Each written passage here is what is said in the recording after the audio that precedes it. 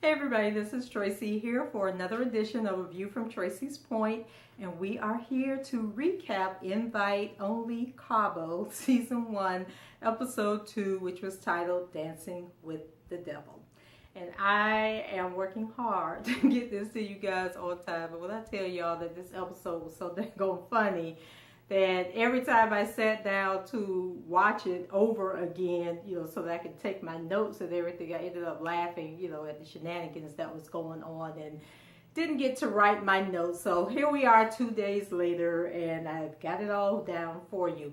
So let's get started. So the show picks up where it left off in the first episode, and Kamani leaves the table to go to the bathroom and kind of, pull herself together, and then Emily, still arguing about she didn't see what the problem was, and so she storms off, and then instead of Agu going to check on Kamani, who he claims he's interested in, he follows Emily outside and tries to get her to understand, what her infraction was. And I'm like, okay, Emily, that's one more minus for you, because when she went outside, she was smoking a cigarette, and I can't stand to see women smoking cigarettes, and plus it's not good for your health, Emily.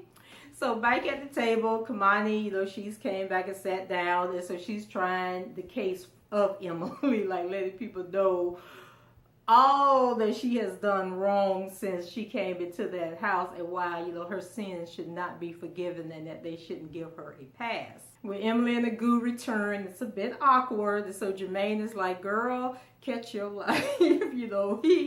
I wish they would give Jermaine a bigger role, because I think after they left the club, he ended up going back to the house and going to bed, and he missed all the fun that happened later on. And then even the next day when they went to the beach, he didn't go along with them. So I don't know if he has jet lag or he's not feeling well, but I want to see more of Jermaine, because I think he has a lot to offer to this show. Then Larry shares, in his confessional, all the things that he loves about Emily and how they became friends.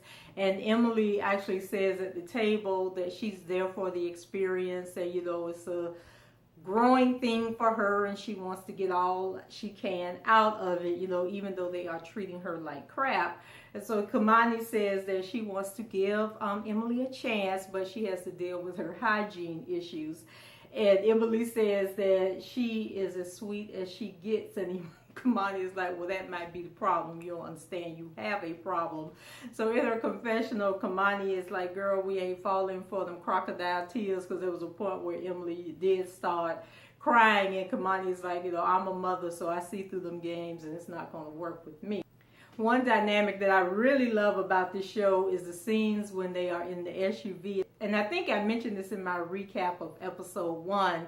So basically you get a closer perspective on what everyone is thinking about, the scene that has just happened, because they have these two SUVs and then they're divided up. And so depending, so like in this episode, they had Larry, Emily, Agu, and Kamani. They were riding together, and the rest of the group was riding in the other SUV. In the SUV, I was trying to figure out how Emily was all hugged up on Larry, but encouraging Agu and Kamani to explore their situation. But then when they got to the next stop and she got a little alcohol in her, she was just like all over Agu. I mean, like leaning all back on him like this here, and she had her arm around him. She had her hand all between his legs, rubbing on his thighs. And I think at one point, she had to throw her leg over his leg, and then he was, had his hand on the kneecap and everything. And I'm just like, there's a little bit of confusion going on here, because I could have sworn Agu said that he wanted him some Kamani. But like he said, he was honest that once the alcohol gets into him, things kind of change for him. So I'm just like, okay, Miss Emily done moved Kamani right out the way. And Agu helped push her along. And so I think that's kind of pretty much how it works, in the whole scheme of life, that, we have that one friend who you allow to tag along, she generally ends up with the hot guy in the group. Oh, and one thing I did notice is that even though Emily had them bit off all them dang old fingernails and spit them on the floor at the restaurant, she was still gnawing at her nubs. And so I think it's like a nervous condition for her.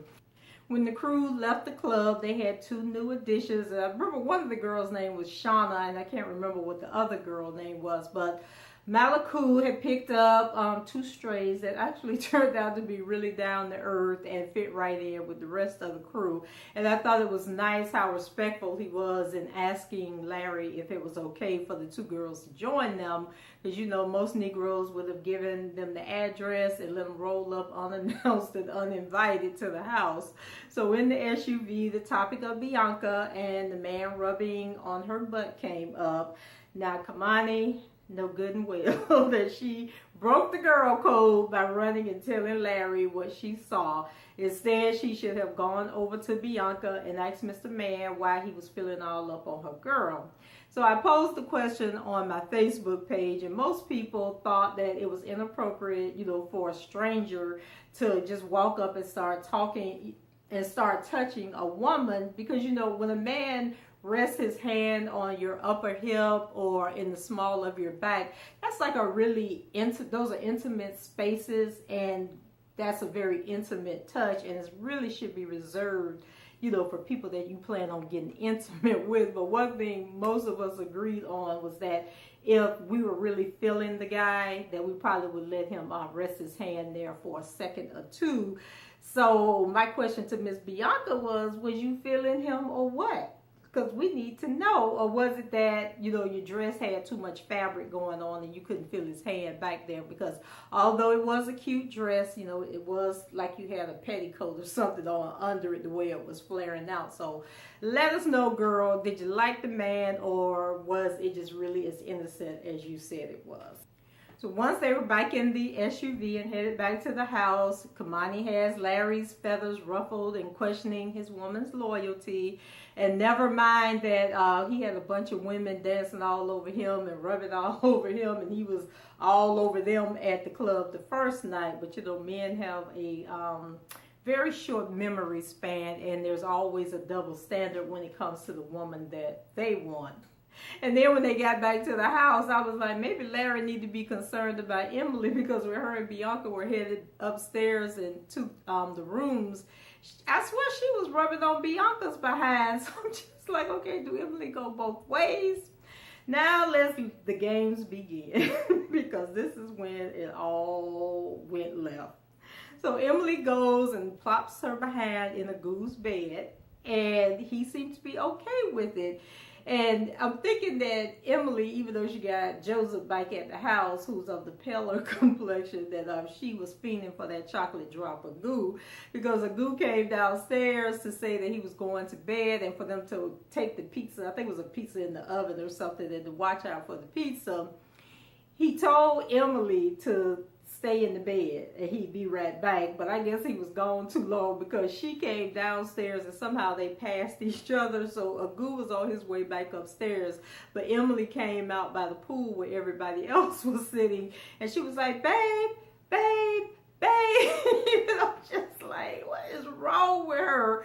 So she goes back in the kitchen. I think she looked in the refrigerator and got her something to eat, and then she made her way on back upstairs and got back in the bed with Mr. Agu. Then we had Bianca, Maliku, and the two guests that had came, you know, to the back to the house with them. And so they were in for some real entertainment, because Bianca knew that Emily had been up there with the goo and had came downstairs and told them. So the two girls who followed them back to, or came back to the house with them, you know, they was all about it. So they told them that they could see, like from where they were sitting at, they could look up into the room where Agu and Emily were. And I think it was like two sliding doors or something. It might have been like a little balcony, or maybe the windows were just really big and they overlooked the pool area, so they could like basically see what was going on, you know. So they were down there with ringside seats, and so there was some cuddling and hugging and kissing and rubbing, and then the lights went out. And Kamani and Jermaine, they missed the whole thing, because both of them, like I said, went to bed. They was knocked out. So Larry came down for a midnight snack, and when they filled him in on, you know, what was going on, he was in total disbelief that Emily was up there in that bed with Agu. He didn't seem too surprised by Agu, but he was shocked that Emily was up there, you know, because she had her new relationship with Joseph. So I was thinking to myself, now Bianca, remember this when he confronts you about homeboy from the club, because just like Kamani went and told your business, you doing the same thing to Agu and Emily by running in that kitchen telling Larry what they were upstairs doing. So then they all get together and decide that they're going to go up to the room and bust up the party. And I'm like, oh Lord, when they got down there, it was like a big hump in the bed. And I said, let me find out Emily done gone down yonder on Agu. So these two women, Malaku brought back to the house, they were my kind of girls. Like, they were down for the cause, and they was like, okay, this is a hot ghetto mess. And they fit in just like they were part of the crew. They were talking about Emily, and they knew all about Joseph, and it was just so hilarious. And I'm just like, this show has got to be like the realest reality show that's come on in a while, because I really could see all of this happening based on some of my friends that I have. So after they, bust up the little party and came on back downstairs, Agu got himself together and realized he had crossed the line. So that he comes and he's standing upstairs but looking down on them, and then he's like, well, we were just cuddling. That's all that was going on. And I'm like, let me find out that you have after sex munchies, because when he saw that they had food, he came downstairs and took the pizza, the leftover pizza that they had. So then Jermaine, the following morning, Jermaine, doesn't appear to be having as much fun as the others, but I do love his reactions to what's going on. And I'm with Malaku when he said that Kamani should have been the first choice, and Emily should not have even been a choice, because she has Joseph and she's only been with him for 3 months, but claiming that she loves him. But how quickly did she forget about Joseph? Now they have to spill the tea to Kamani and let her know that Agu has no loyalty. And, well, as Kamani said, there you have it. So I guess Bianca, was like, damn, y'all, I gotta go to bed. Because even though Agu was holding on to the cuddle story and Emily was acting like she doesn't remember, anything that was going on, they seem to have forgot that Bianca did go to bed and sleep in her bed, which was in the same room with them. So she knew what was going on. And then, wait, did Agu say that he feels like he's being interrogated without his attorney and without knowing what evidence they have or what forensics they may have either? I was like, I can't. But they were coming at Agu like he was a child and they were the parents. So let's talk about forensics. How do you have sex with somebody, whether you drunk or not, or remember it or not, but don't know what happened? I mean, like, should there be some residual fluid, some feeling down in the Kit Kat, a used condom or something that is proof to you that you did have sex the night before? So I'm gonna need y'all to stop with the cuddling and we were drunk and don't remember what was going on, because y'all do know what was going on. And in Agu's case, we know he's just being a man and that they admit nothing. So we can't even pay Agu any attention. So then back in there with Kamani, Malaku, and Jermaine, they basically voted Agu off the island and said that he needs to go. And I mean, seriously, when people within a group of friends have had sex, it would be mad disrespectful to try and pursue someone else within the circle, especially when you can show that you can't be trusted and that you have a serious sex problem, like a sex addiction or something, or maybe you shouldn't be drinking. I mean, come on, Agu, you got to do better. So Bianca's conversation with her daughter Jasmine was so touching, and my daughter moved from Florida to California, and she says mama the same way, with that innocent tone that Bianca's daughter was talking to her. She's like, okay, mama, I'll see you later. I love you, mama. And it just touches my heart. And even though her name is Morgan, I do have a daughter named Jasmine. So, yeah. So back to the foolishness. Emily, thank you for washing those dishes. They want to talk about you with all your bad habits, but that kitchen is a disgrace. But Emily really acted like she doesn't remember what went down the night before, and that's troubling to me. So Larry finally decides to confront Bianca about Frankie and the hand on the backside. I think the man's name was Frankie.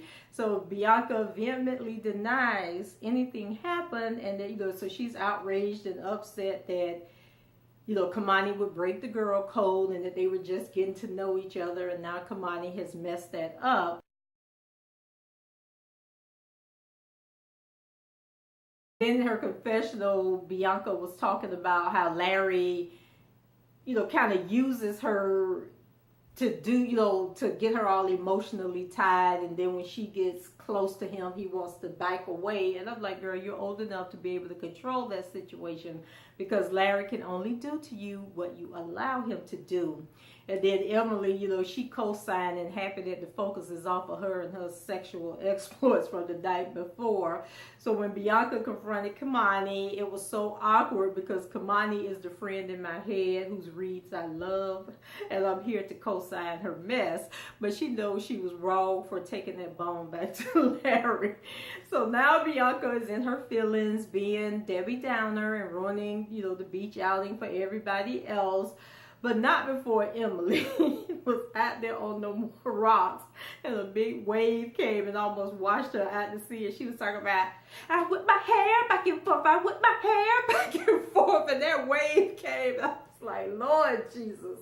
If she had fell off that rock, I just would have been done. So then I'm thinking, Larry, you really got your hands full. And I'm not sure, how this relationship with Bianca is going to work out.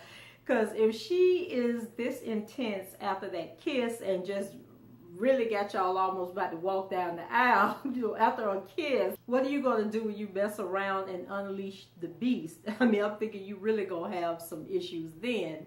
So Emily says that she thinks at the end of the trip that they're all going to be lifetime friends, but Bianca is like, no, I am pissed and we can't move forward with this random BS that's going on. And I'm just like, girl.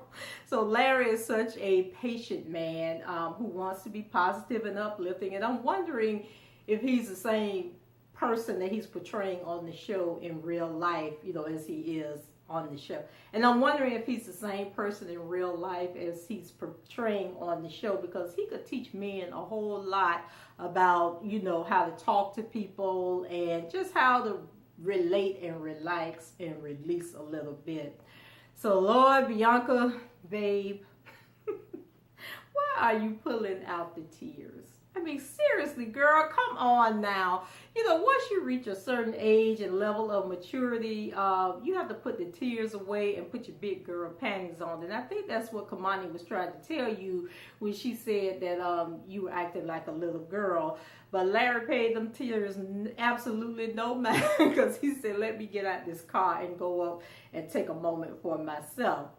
So, Larry, all I can say is when you hit that, it's going to be on and popping. And brother, I just wish you the best. So that's it for me, guys. Let me know what you thought about the show, what you thought about the recap. Leave your comments below, rate the video, and subscribe to the channel. And until the next time, I will talk to you guys later. Bye-bye.